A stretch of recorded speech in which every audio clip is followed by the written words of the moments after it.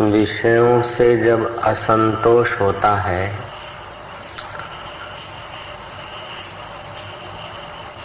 तब अनदेखे और अनुभव किए हुए ईश्वर पर आस्था जगती है। भोगे हुए और देखे हुए विषयों में अगर आदमी उलझ जाता है तो अनदेखा और अनुभव किया हुआ सत्य अछूता रह जाता है। भोगे हुए और देखे हुए विषयों के पीछे साधारण प्राणी पड़ता ही है। मद्यपान, मांस भक्षण, उदर पूर्ति जीव से स्वाभाविक गति।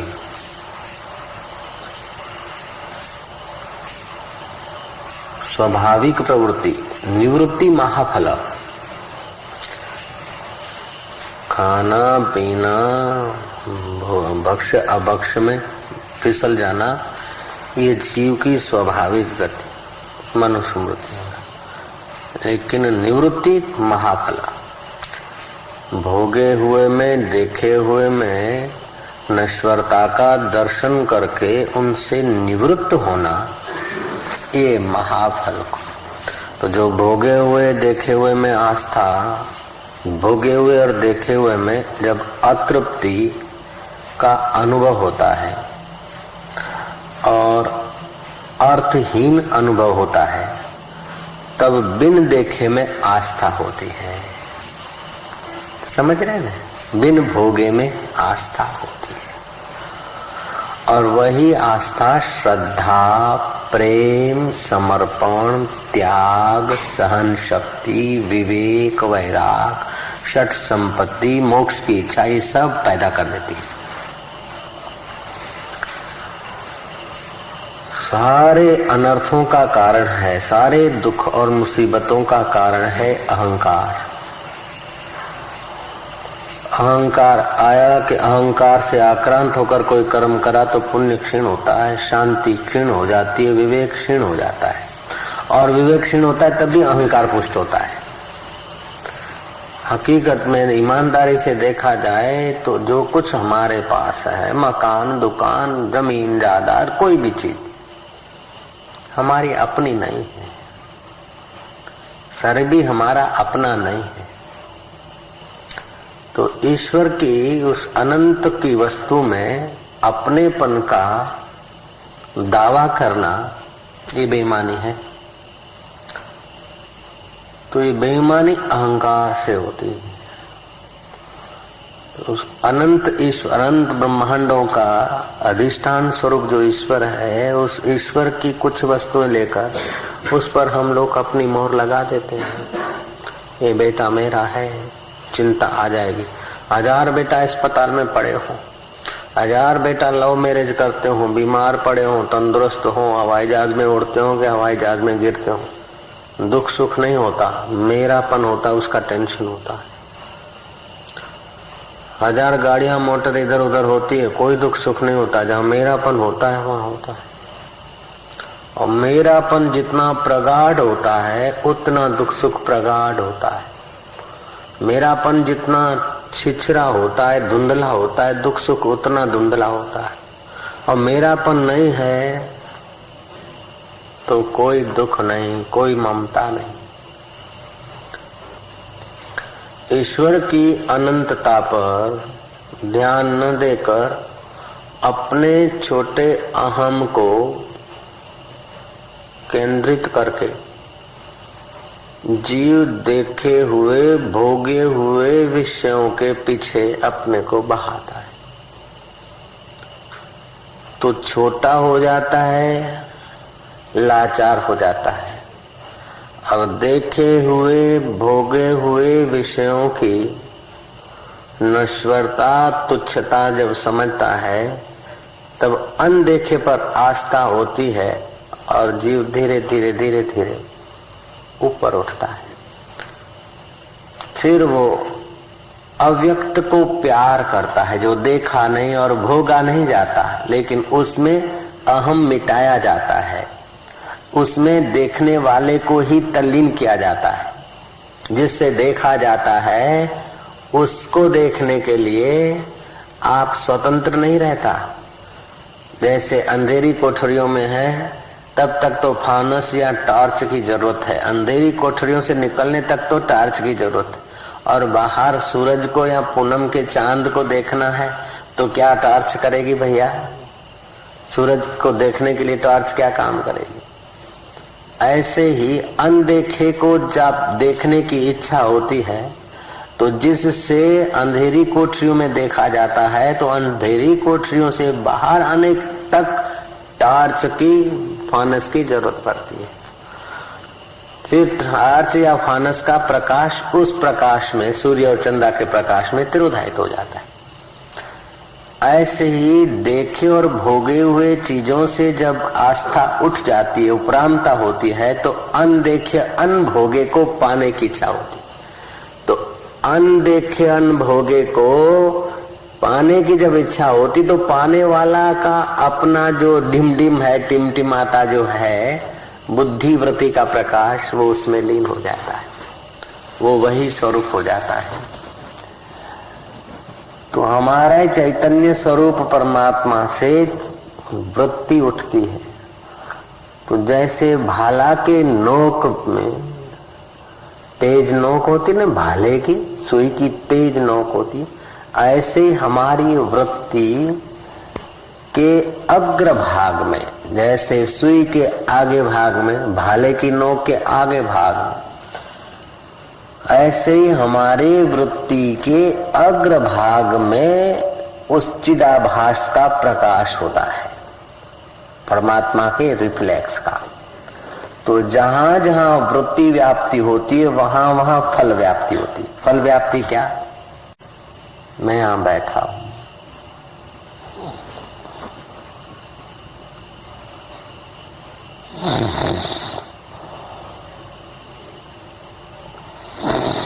क्या हुआ? मुझे खबर नहीं कौन आया कौन गया, क्या हुआ खबर नहीं। क्यों? कि वृत्ति व्याप्ति नहीं, वृत्ति कुंठित हो गई थी। वृत्ति व्याप्ति नहीं है। हमारी वृत्ति जब इंद्रियों के द्वारा बहिर्मुख होती है तो जागृत जगत, स्वप्न में आती है, हिता नाम की वृत्ति में आती है तो स्वप्न जगत, और वृत्ति जब कुंठित हो जाती है तो नींद की अवस्था। लेकिन वृत्ति जहां से उठती है वो अनदेखा है, अनभोगा है, उसको देखने की जब इच्छा होती है तो संसार को जब देखते हैं तो वृत्ति जहां जाती है तो वृत्ति के अग्र भाग में उस चेतन की किरण जाती। जैसे आप पूरे जाते और आपके हाथ में बैटरी है तो बैटरी के अग्र भाग में बल्ब, और बल्ब के भी अंदर वो जरा सा बल्ब का प्रकाश फैलाने वाला कैसा है? आप इतने बड़े, अरे रेलवे स्टेशन, रेलवे ट्रेन को समझ लो, इतनी बड़ी ट्रेन है और आगे लाइट, और लाइट का इतना जो फॉक्स है उसमें इतनी थोड़ी लाइट होती। फॉक्स में बल्ब होता है और बल्ब में भी तार होती लाइट की कुछ, तो वो जलती। तो ऐसे आपकी जो वृत्ति है तो वृत्ति के अग्र भाग में चेतन का प्रकाश, इससे पता चलता है। तो वृत्ति तुम्हारी वस्तु के आवरण को भंग करती। जैसे घड़ा है तो आपकी वृत्ति ने घड़े के ऊपर जो आवरण था, आपके और घड़े के बीच जो पता नहीं चलना था, वो वृत्ति ने पता चलाया। आंखें बंद नहीं तो घड़ा है तो आपको क्या पता? तो वृत्ति, आंख खुली और वृत्ति गई, आवरण भंग हुआ। जैसे अंधेरा है तो टॉर्च मारी तो उतना अंधेरा भंग हुआ और वो वस्तु दिखी, ये दिखी, वो दिखी, तो बाकी का अंधेरा है। जहां जहां बैटरी गई वहां वहां वो चीज दिखी। ऐसे ही जहां जहां तुम्हारी वृत्ति जाती है तहां तहां वृत्ति के अग्र भाग में वो तुम्हारा चैतन्य फल व्याप्ति होती। तो चंदा को, सूरज को, इसको, उसको, जिसको देखते सुनते हो, तो जहां जहां सुनने में वृत्ति जाएगी। आप देख रहे एक टक तो सुन नहीं पाएंगे, सुन रहे एकदम ध्यान से तो पास से कौन गुजर गया वो नहीं देखेंगे, सोच रहे हैं तो देख भी नहीं सकेंगे, सुन भी नहीं सकेंगे। वृत्ति जहां है वहीं तो आप देख सकते हैं, सुन सकते हैं। वृत्ति बिखरी है तो सब थोड़ा थोड़ा साथ में होता है। तो वृत्ति व्याप्ति जहां होती है वहां वृत्ति के साथ चिदाभास होता है, उसे फल व्याप्ति कहते हैं वेदांत की भाषा में। तो इतर चीजों को तो वृत्ति व्याप्ति से आप देखोगे। अब वृत्ति व्याप्ति से देखने की आदत है, वो देखने सुनने भोगने से जब आपका विवेक जगा और उपराम हुए तो अन देखे और अन सुने पर आस्था होगी। उससे क्या होगी? प्रीति करोगे। प्रीति आपको तो तृप्त करेगी लेकिन प्रेमास्पद को भी खुश कर देगी। प्रेम तो प्रेमी को तो खुश करता है लेकिन प्रेमास्पद को भी खुशहाल कर देता है। और भोग भोगी को तो परेशान करता है, भोक्ता को तो परेशान करता है और भोग को भी नाश कर देता है। भोग भोक्ता को तो शक्तिहीन कर देता है लेकिन भोग को भी नाश करता है। तो वृत्ति से जो भोगा देखा सुना जाता है वो आकर तो वृत्तियां उठ उठ के लीन हो जाती है, इससे तो जीवन खत्म हो जाएगा। ऐसा जब विवेक जगता है तब अनदेखे और अनभोगे में आस्था होती है। आस्था होती है, विवेक जगता है। फिर उसको देखने के लिए वृत्ति व्याप्ति की जरूरत नहीं है। वृत्ति वहां जैसे अंधेरी कोठरियों से निकलने के लिए तो टार्च की जरूरत पड़ी, फानस की जरूरत पड़ी। सूरज को चंदा को देखने के लिए टार्च या फानस की जरूरत नहीं पड़ती। ऐसे ही संसार रूपी अंधेरी कोठरियों को चीजों को देखने के लिए तो वृत्ति व्याप्ति और फल व्याप्ति की जरूरत पड़ती है। फिर अब इससे जब उपराम हुए तो अपने घर में जब आए तो उस प्रकाशक को देखने के लिए वृत्ति की जरूरत नहीं पड़ती है।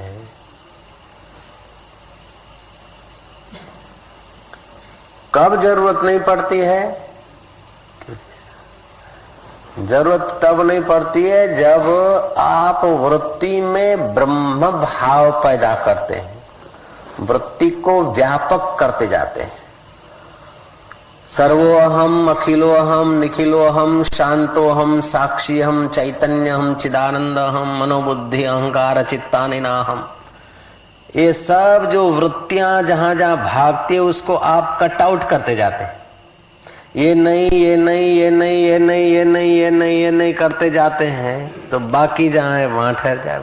अथवा तो सब मैं हूं नहीं नहीं करके आ जाओ, अथवा सब मैं हूं करके उसको खोल दो। इसीलिए वेद में एक विधि वाक्य है, दूसरे निषेध वाक्य है। अयम आत्मा ब्रह्म तत्त्वमसि अहम ब्रह्मास्मि, ये विधि वाक्य। और दूसरे निषेध वाक्य कि नेति नेति नेति, ये नहीं ये नहीं, ये आत्मा है कि नहीं, ये नहीं ये नहीं ये नहीं ये नहीं ये नहीं नहीं, 5 बार है नेति नेति नेति, फिर नेति नेति। तो पृथ्वी जल तेज ये नहीं, आकाश और वायु ये भी नहीं, इनके बाद जो रहता है वो जो है ब्रह्म है। अब एक तरफ तो सब ब्रह्म है, सब भगवान है, और दूसरे तरफ बोलते ये नहीं और बाद में ब्रह्म है भगवान है। तो ये कैसे कि सर्वत्र भगवान है लेकिन ये नाम और रूप में जो दिख रहा है ये बदलने वाला है। नाम रूप जिसके आधार से दिखता है वो सार है, और सार सब में है, अपने को सार नहीं दिखता है ना। जैसे कुंडल सोना है, बोले नहीं, अच्छा तो बंगड़ी सोना है, बोले बंगड़ी है, तो ये बंगड़ी है, ये कुंडल है, ये है, तो ये नहीं, लगड़ी लाओ, तो ले आया कुंडल, ये नहीं, ले आया बंगड़ी, ये नहीं, और ले आया झिरमिरा, ये नहीं, ये नहीं ये नहीं करके क्यों नहीं कर रहे हैं कि वो सोने की सलाई लानी थी, लगड़ी लानी थी। लगड़ी का ठीक से ज्ञान हो गया तो गहनों में भी वही है। ऐसे ही नेति नेति करके नाम और रूप का बाध करके शुद्ध स्वरूप का ज्ञान हो गया तो नाम और रूप में भी वही है, वो ज्ञान हो जाएगा।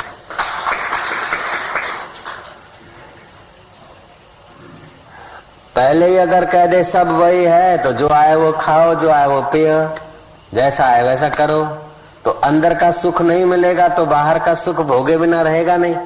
और बाहर का कोई भी सुख ऐसा नहीं है जो मुसीबत पैदा ना करे, दुख पैदा ना करे। हे राम जी, जो अर्ध प्रबुद्ध है, जो अज्ञानी है, उनको सब ब्रह्म का उपदेश करना माना उसको गड्ढे में डालना है। करो ब्रह्म का उपदेश अनधिकारी को करने से तो उसका तो पतन हो जाएगा। इसलिए संयम करके देखे हुए भोगे हुए से जिसको विवेक जग गया है, आस्था उठी देखे हुए भोगे हुए में, और अनदेखे अनभोगे तत्व की जब आस्था पैदा होती है तो उसको विवेक जगता है, वैराग्य जगता है, उसको उसके लिए प्रेम जगता है। उस प्रेम के प्रभाव में बाहर की कितनी भी प्रतिकूलता हो, अपमान हो, ये सब सह लेगा और सत्य को खोज लेगा। और सत्य भीतर मिल गया तो फिर वो निगाहें हो जाएगी, जहां भी देख लेगा सत्य। सोने को ठीक से परख लिया, फिर कोई भी गहना होगा इतना फेट का है जान लेगा। तो बड़ी अड़चन आती है अहंकार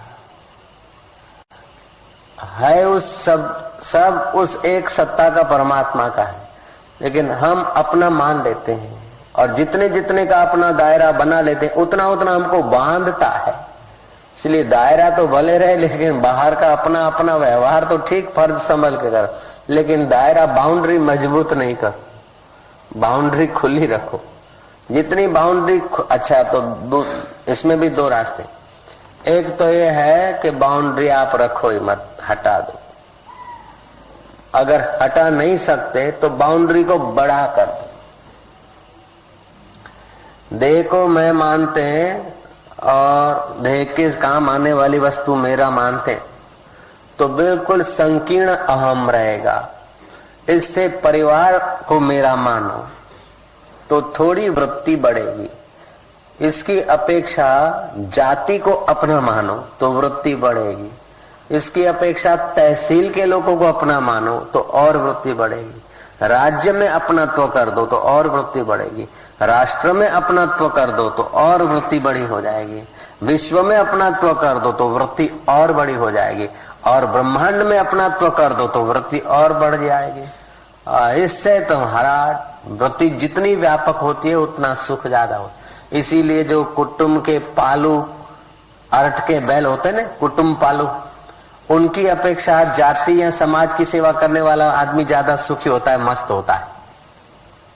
और जातीयता और समाज के दायरे से भी जो आगे खुला है मानवता के लिए, वो और ज्यादा सुखी होता है और प्रभावशाली होता है।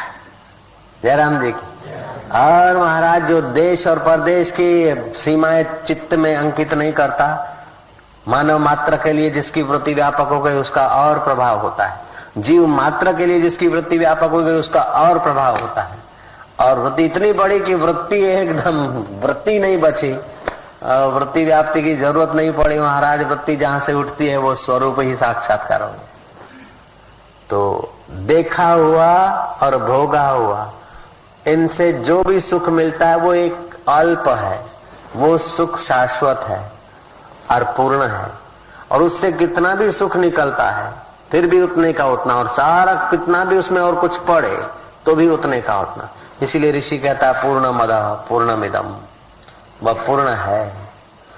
अनंत अनंत विचार निकलते, अनंत अनंत वृत्तियां निकलते, फिर भी वो पूर्ण का पूर्ण। और अनंत वृत्ति हर रोज शांत हो जाती, लय हो जाती।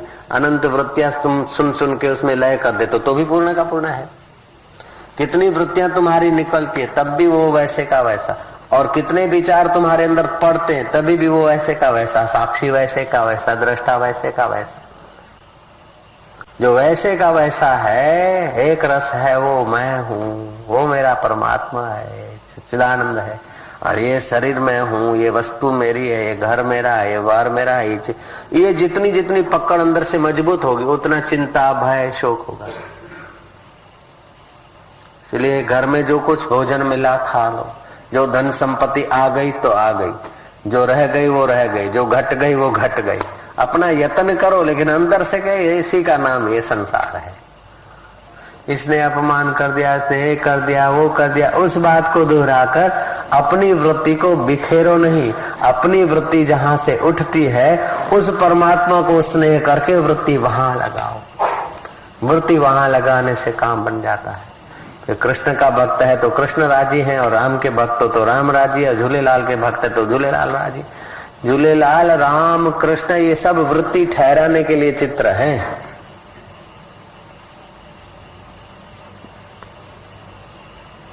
वृत्ति वहां ठहरे तो अच्छा है, नहीं तो फिर वृत्ति को बड़ा कर दो,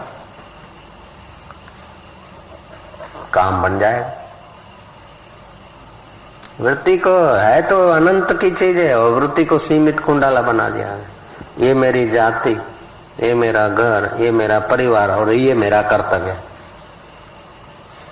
बेटों को पाला पोसा, खिलाया पिलाया, शादी कराया, बस ये मेरा कर्तव्य है। इसमें फंस गए, आपने बाउंड्री बना दी। इसीलिए दूसरे के गरीबों के बच्चों को खिलाना पिलाना देना वो दान माना जाता है। दान क्या माना जाता है? तो उनको दोगे तो उधर कोई बैठा है तुमको दे दे। वृत्ति तुम्हारी बड़ी हो जाएगी, तुम जहां जाओगे वहां तुम्हारे लिए सुखद हो जाएगा। बाकी तुमने 2 मन दाना दिया तो 10 मन दाना कहीं उधर थोड़े तोल के कोई दे देगा। नहीं, तुम्हारी वृत्ति बढ़िया हो जाएगी, जहां जाओगे वो फिर अपने आप एक दूसरे की वस्तुएं आकर्षित कर देती। जैसे लोहा लोहे चुंबक जहां जाता है लोहा खींच के आता है, ऐसे ही जितना आपकी वृत्ति व्यापक है उतना ही प्रकृति आपके अनुरूप हो जाती है, अनुकूल हो जाती है। एक तपस्वी तप करके उठे, कुंददंत उनके साथ गए और चलते चलते रास्ते में एक निर्जन प्रदेश आया और सूखा तालाब था, सूखे वृक्ष थे, वहां रात ठहरे। उनके पुण्य के प्रभाव से तालाब भर गया, वृक्षों को फल आ गए और 3 दिन वहां रहे, फल खाए और पानी पिया। जितनी वृत्ति संकीर्ण होती, कुंठित होती है, उतना आदमी का पुण्य क्षीण होता है, अल्पमति का होता है। जितनी वृत्ति व्यापक होती है, सात्विक होती है, उतना पुण्य बढ़ता है। जितना पुण्य बढ़ता है तो प्रकृति अनुरूप हो जाती है, अनुकूल हो जाती है। तो देखे हुए भोगे हुए में आसक्ति का अभाव करना, तो देखने और भोगने वाले वस्तु का ठीक आप भोग सकते हैं। और आसक्ति होती है तो देखे हुए और भोगे हुए में जो आसक्ति होती है तो आप ही भोग बन जाते हैं। ये अथर्ववेद का 39वां अध्याय है, ईशावास्य उपनिषद का पहला मंत्र है। ईशावास्यमिदं सर्वं यत् किंचितं जगत्याम जगत तेन त्यक्तेन भुंजिता। ये सारा जो जगत है ईश्वरीय सत्ता से ओतप्रोत है, इसलिए त्याग से भोगो, अहंकार से नहीं, मोह से नहीं, मान की लालच नहीं रखो, भविष्य में सुखी होने की लालच नहीं रखो। अभी अपना सुख स्वरूप आत्मा है, संकीर्णता छोड़ दो तो अभी प्रकाशित हो जाएगा। स्थूल शरीर स्थूल चीजों का है, इसलिए शरीर है संसार की सेवा के लिए,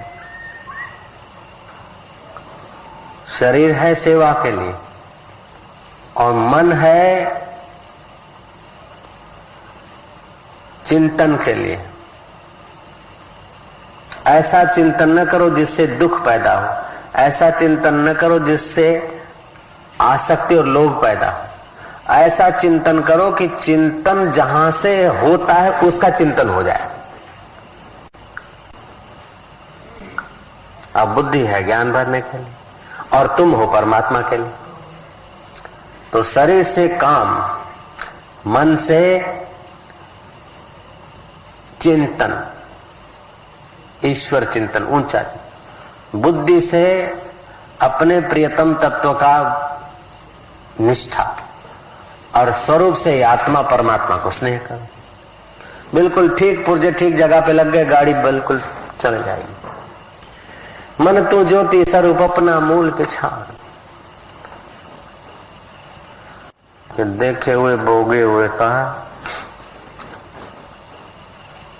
आकर्षण न रहे तो विवेक जगेगा, विवेक से वैराग्य जगेगा, मोक्ष की इच्छा होगी, अनदेखे अनभोगे के लिए प्रेम पैदा होगा। वो आपको तो पवित्र कर देगा, मधुर कर देगा, लेकिन प्रेमास्पद को भी आनंद से भर देगा। आप जिस पर निस्वार्थ प्रेम करते वो स्वयं आनंदित हो जाता है। बच्चा माँ को स्नेह करता तो माँ की थकान मिट जाती है। आलिंगन करके माँ को गले से लगा देती, माँ बेटे को गले लगा देती है। तो जैसे माँ को स्नेह करने वाला शिशु आप भी तृप्त होता है और माँ के दिल को भी तृप्ति देता है, ऐसे ही परमात्मा को स्नेह करने वाला ये जीव आप भी तृप्त हो जाता है और परमात्मा को भी तृप्ति दे देता है।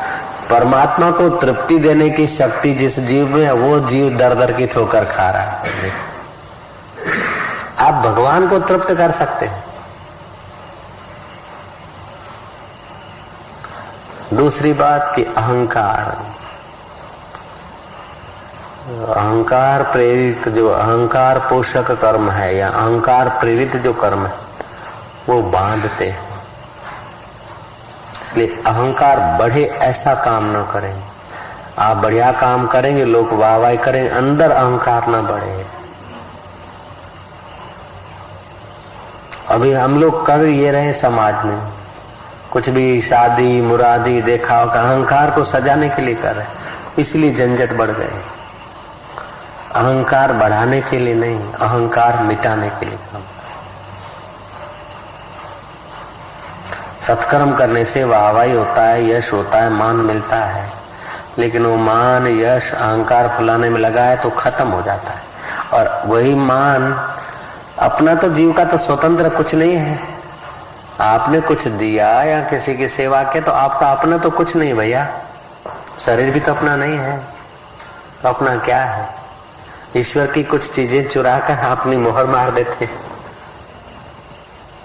जल उसी का, तेज उसी का, वस्तु उसी की, अन्न खाया तो उसी का, तो रस भी उसी का, तो रजवीर्य भी उसी के अन्न रस से मिले, तो उसी से बेटे बने। हम बेटा मेरा है, मेरा है। उन बेटों की चिंता है, 2 बेटों की तो 4 बेटों की, बाकी की नहीं। तो गलत मोहर मार दिया ना, इसलिए चिंता है। और फिर उनका उतना विकास भी नहीं होता जितनी अपने चिंता करते, तो विकास उनका रुक जाता है। व्यवस्था करो, चिंता नहीं। तो मेरे पने की मोहर जो प्रगाढ़ है ना, वो दुख देती है। आश्रम मेरा है, सी मोह है, ममता है, अहंकार है तो दुख देगा। बाहर से कहो डट के मेरा है, लेकिन अंदर से समझो कि शरीर भी मेरा नहीं है, आश्रम मेरा कहाँ से, घर मेरा कहाँ, फैक्ट्री मेरी कहाँ, पत्नी मेरी और पति मेरा है। ये सब बेवकूफी की बात है, ये सब चला चली का मेला है। जैसे जल में बुदबुदे पैदा होते हैं, लीन होते जाते, ऐसे ही सब 5 भूतों में पैदा हुए और उसी में लीन हो रहे। ये औरत मेरी है, ये बेटे मेरे हैं, ये बाप मेरा है, ये मकान मेरा है। व्यवहार में भले कह दो, लेकिन अंदर से समझो कि ये सब खिलवाड़ है, खिलवाड़। सब खेल है, झूठा लेना, झूठा देना, झूठा खाना, झूठा पीना, झूठा बोलना, झूठा चलना। नानक की झूठ ही झूठ है, सब झूठा संसार, झूठा उसमें लेना देना। इसको सच्चा नहीं मानो। झूठे को मानते सच्चा तो सच्चे का पता नहीं रह जाता। झूठे को मानते सच्चा तो सच्चे का ज्ञान रह जाता है कच्चा। झूठे को झूठा माने तो सच्चे में प्रीति होगी, और फिर झूठा भी ठीक से चलेगा, नहीं तो झूठा दबा देगा। फिल्म को फिल्म मानते तो मजा आता है, लेकिन फिल्म को सच्चा माना तो फिल्म की रेलगाड़ी देखकर धोती पकड़ के पुरसुमल बाहर निकल गया, रेल पीछे।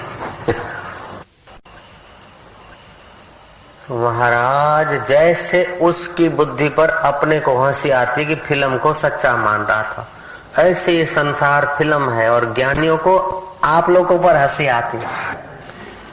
श्री राम। इसलिए संसार को सच्चा मानना ये बेवकूफों का काम है। संसार को सच्चा मानना ये बेवकूफों का काम है। हे राम जी, ये मूढ़ दुनिया को सच्चा मानते, हमको तो संसार स्वप्नवत दिखता है। भगवान शंकर पार्वती को कहते हैं, उमा कहूँ मैं अनुभव अपना, उमा कहूँ मैं अनुभव अपना, सत्य हरि भजन जगत सब स्वप्न, सत्य हरि भजन जगत सब स्वप्न। ये जगत स्वप्न है, बार बार चिंतन करो, ये स्वप्न है, स्वप्न है। जितना सत्संग से लाभ होता है उतना एकांत में उपवास और व्रत करके तप करने से भी उतना लाभ नहीं होता जितना सत्संग से होता है। जितना एकांत में जप तप से लाभ होता है उतना संसार में बड़े राज्य करने से लाभ नहीं होता है। संसार का वैभव संभालने और भोगने में उतना लाभ नहीं होता जितना एकांत में जप तप करने से लाभ होता है। और जप तप करने से उतना लाभ नहीं होता जितना सत्संग से लाभ होता है। और सत्संग में भी स्वरूप अनुसंधान से जो लाभ होता है वो किसी से नहीं होता। इसीलिए बार बार स्वरूप अनुसंधान करता रहे। ओम देखे हुए भोगे हुए में आस्था हटा दो। जो देखा जो भोगा, अच्छा भोगा बुरा भोगा, अच्छा देखा बुरा देखा, सब मार्ग सब स्वप्न है।